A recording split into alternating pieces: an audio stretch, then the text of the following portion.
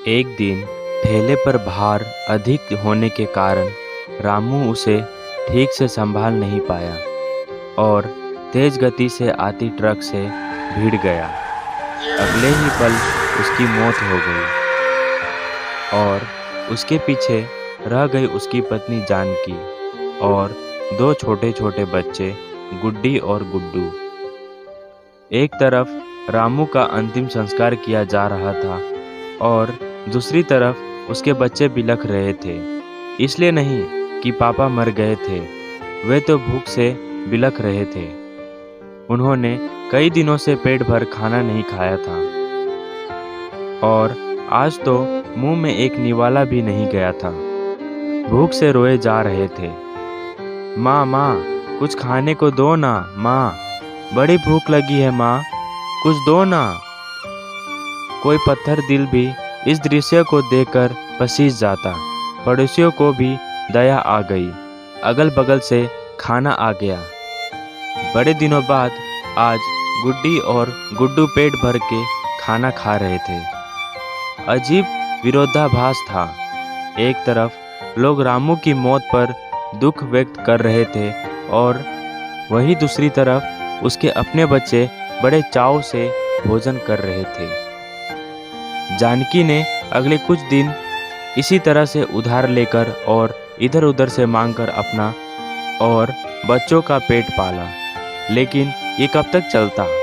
लोगों ने मदद करना ही बंद कर दिया। जानकी पागलों की तरह काम खोजने लगी, लेकिन तमाम कोशिशों के बावजूद भी किसी ने उसे काम नहीं दिया।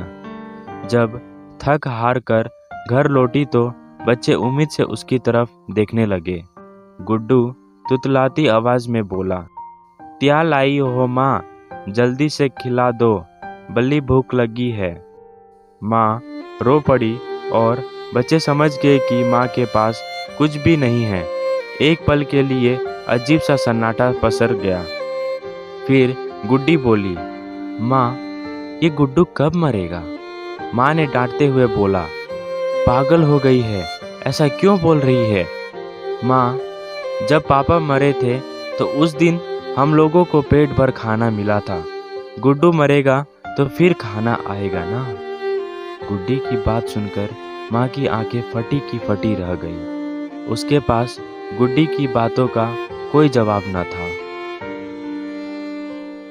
आप जीवन में देखते हैं दोस्तों, ये सिर्फ एक कहानी नहीं है, ये दुनिया के करोड़ों लोगों की हकीकत है। इस पर गौर कीजिए।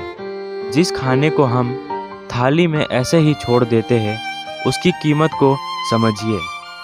बचपन से ही हमें अन्न का आदर करना सिखाया जाता है, लेकिन चूंकि हमने कभी असल भूख नहीं देखी, इसलिए हम उसका आदर करना नहीं सीखते। एक दिन, बस एक दिन भूखा रह कर देखिए और आप करोड़ों लोगों का दर्द समझ जाएंगे।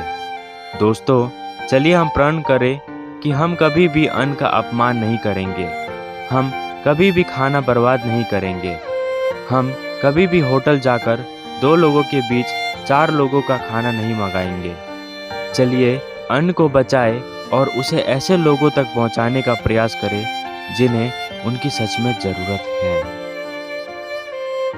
अपने सुझाव और सवाल मुझे कमेंट्स करके बताइए, जिससे कि इस चैनल को आपके लिए और बेहतर कर सकूं।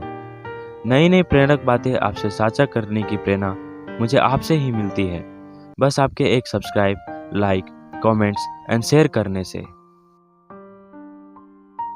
धन्यवाद और आप खुश रहो।